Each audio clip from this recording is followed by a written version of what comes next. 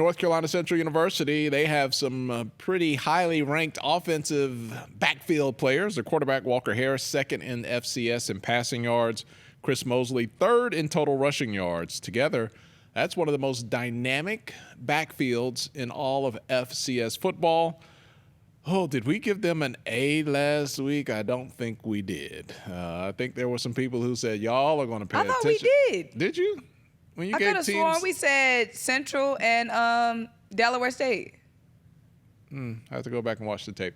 Or maybe it was Alabama State. You don't even remember who you gave. It was Delaware State and Alabama State. I thought you said Delaware State, South Carolina State. You don't even know. I made the graphic. I'm pretty sure. You said we'll find out. Anyway, there was some scuttlebutt that we were not given the props to North Carolina Central. I don't think we can do that. Scuttlebutt. Yes, that's the thing that old people say, Symone. Scuttlebutt. Old people or you, Tolly? I know plenty of old people, and I've never heard scuttlebutt until today. What is that? All right, it might be a zip code thing. All right, let's talk about Walker Harris. He's getting it done. He's getting it done. Go ahead, Wilton. Look, they let you back in Georgia Tech, so I don't know why you're afraid all of a sudden. No, I'm telling you, go Wilton, start talking, because I'm just stuck on scuttlebutt. Go ahead, Wilton. No, so when I think about Walker Harris and what he's been able to do this season, I think this is what I wanted him to do. I think this is what everybody expected him to do for North Carolina Central in their offense. And I think more so than anything, this is what we expect to see from North Carolina Central as they continue to unfold throughout the season. And it also helps, too, that when you have a dynamic running back like Christian Mosley, I mean, Tolly, Symone, we both saw him in week 0 in the first game of the season. And, I mean, he just absolutely had a phenomenal breakout game against Southern. And so when you have a dynamic running game to go with the quarterback who hadn't necessarily been able to kind of essentially break out of the shadows to really, really, carve his own role like he needs to. Of course, we know he can manage a game, but I think in some cases there are going to be times where he may not necessarily just be able to just manage the game. He's going to have to make those plays, those critical passes down the field, in addition to what obviously Christian Mosley is going to do. So I definitely think that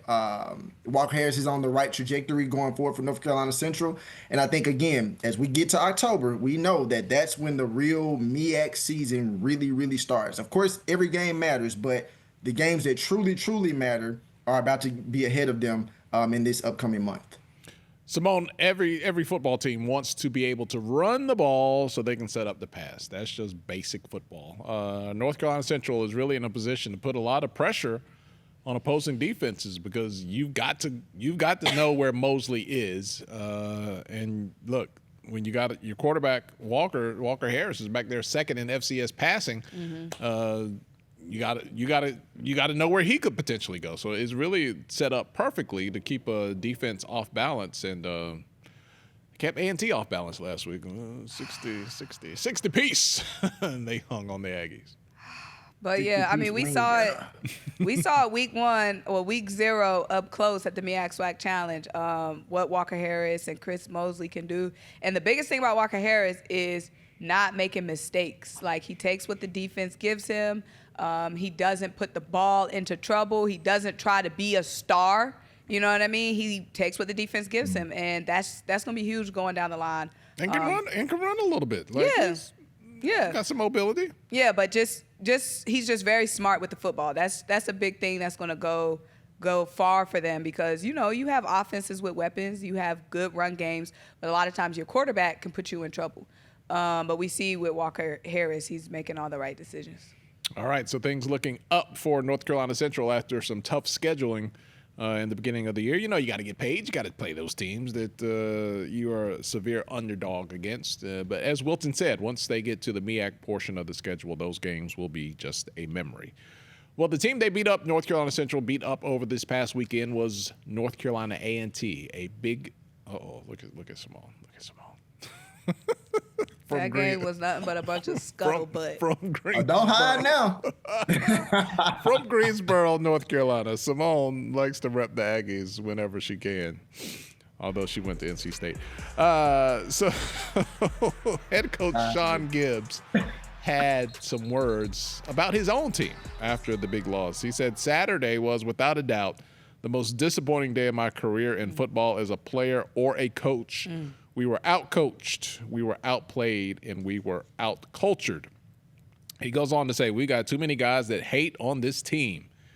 And he wasn't talking about external guys. He was talking about internal guys. Too many guys that hate on this team. Anytime my teammate has an opportunity to shine, I've got to support them. Those are the things we've got to work on. One of the big things that happened pregame, you had a North Carolina A&T player squirt some water from the water bottle on head coach Trey Oliver. That got things a little spicy in the pregame. They agreed, both teams, not to shake hands afterward.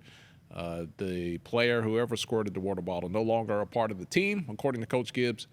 Symone, we'll start with you. Trouble all around. Coming off that win, we were talking about the Aggies. Hey, they finally got a win.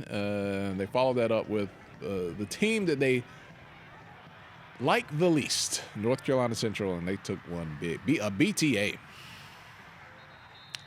It's demoralizing, Tolly. I mean, there's no other way to put it, especially last year, an embarrassing loss. The last time they played Central, embarrassing loss. This time, another embarrassing loss. Coming off such a high after that win against Hampton, and then it's just like, boop, the pop of the balloon, the gas escaping. And, you know, there was so much excitement around Coach Gibbs coming to this program. He's a guy that the culture wanted, the fans wanted, former players, alumni, distinguished people that have been through the Aggie program wanted. So just to see the same result when you play against a team like North Carolina Central, it's deflating. Also, it's a loss like that. There's just so many things that's wrong besides just, you know, the play on the field. Like, there's no way you get 60-pieced and just the trouble is just, where we lined up or made a mistake here. No. It's bigger issues. Yeah. I don't even know, should I still go to G-Ho? Like, I don't know what to do at this point because I booked my travel based off that Hampton win. Now I'm like, are we still outside? Like, what's going on? Go ahead, moved too soon. No, I was about to say, Symone, you might have moved too soon on that one with this North Carolina A&T team. But I'll say this. I think more than anything, beyond just the game, which I'll get to in a second, you cannot have players squirting water bottles or squirting water on an opposing coach. That's just like the ultimate disrespect. And not only did that happen, but just think about who he did that to.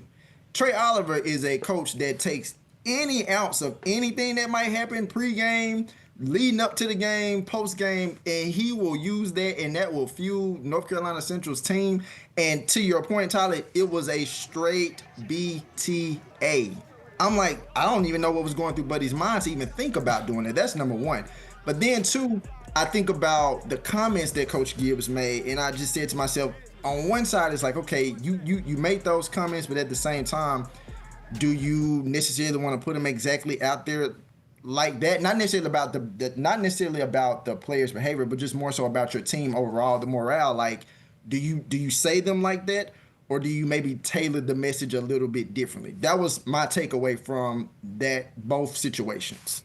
Yeah, that doesn't get me excited to buy Aggie tickets when I hear the coach say, you know, pretty much this was a rock bottom experience. And for him to say not only in his coaching career, but his playing career, this man has played on so many levels of football. So you telling me going back to middle school, elementary, Pop Warner, 6U football, this was the worst experience. That is bad. Yes. Terrible. Yeah. But there's still plenty of season to play. Opportunity for the Aggies to get it together and come on back out. But hey, that band is rocking. I'm looking on the bright side, Symone. Symone, are you still going to G-Ho? That's what I'm about to ask Facebook. As soon as we get off, are we still outside? That's what I need to know. Streets. I need Should to ask the Symone streets. still go to GHO? That's what I need to know from the You'll always be welcome at home. You'll always be welcome. Will you have a good time? Tailgate will be popping. Halftime popping. We just need the team to get it together.